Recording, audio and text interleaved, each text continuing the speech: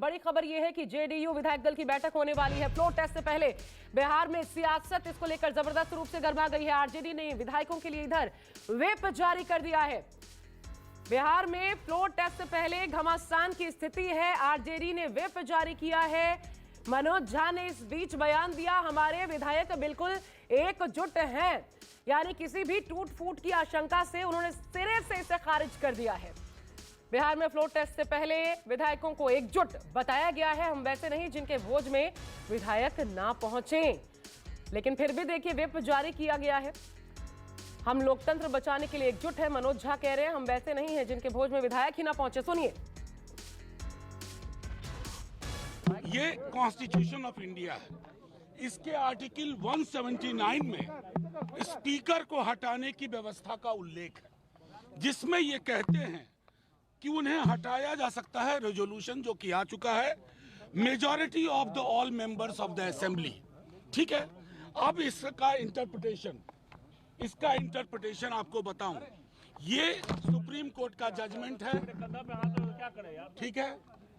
ये महाराष्ट्र का मामला है, ध्यान से देखिए।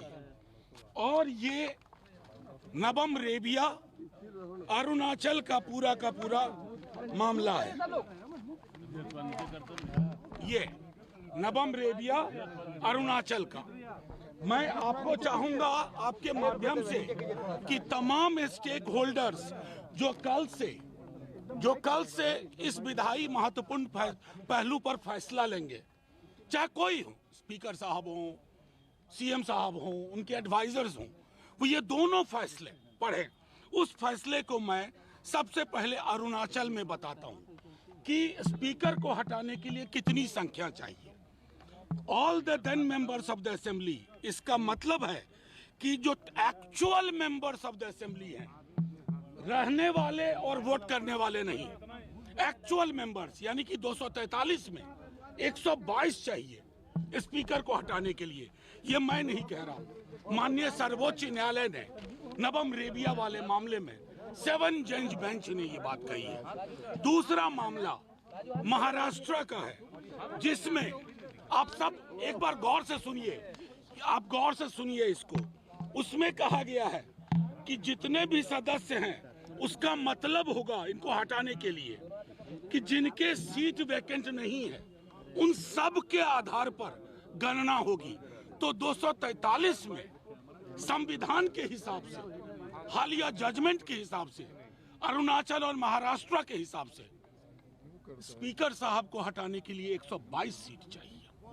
मैं सिर्फ ये इसलिए रख रहा हूं कि कोई इसमें पेच ना करे। गांधीवाद की बात करने वालों से भी आग्रह करूंगा कि कौन से गांधी पसंद है, करेंसी वाले गांधी या हेराम वाले गांधी। करेंसी नोट पे छपे गांधी के प्रति अगर सम्मान है तो आप वही करेंगे जो करते आए हैं, लेकिन अगर गांधी है तो आपको ये तय करना होगा कि ये फैसला इसी हिसाब से होगा। और हम सब एकजुट हैं लोकतंत्र बचाने के लिए। बच्चा इस बिहार का कल के दिन का इंतजार कर रहा है। हमारी ओर से ये चीजें स्पष्ट है कि हम संविधान के दायरे में चलने के लिए मजबूर करेंगे। सुप्रीम कोर्ट के जजमेंट के आलोक में चीजें चाहेंगे और सुप्रीम कोर्ट के आलोक में निर्णय होगा। हमारा पूरा विश्वास है, क्योंकि पहला का अभिभाषण के बाद कार्यावली में पहली चीज स्पीकर साहब के खिलाफ अविश्वास प्रस्ताव है। उसके संदर्भ में मैंने दोनों जजमेंट का जिक्र कर दिया। 179C का इंटरप्रिटेशन जो है वो कर दिया। दोनों जजमेंट की कॉपियां आपको दिखा दी। मैं चाहूंगा कि सरकार में जो एडवाइजर्स हैं और जो बड़े बड़े लोग हैं, स्टेक होल्डर्स हैं, वो सब गौर से देखें, पढ़ें इन फैसलों को और उसके आधार पर बिहार में और देश में लोकतंत्र के लिए एक संदेश दें।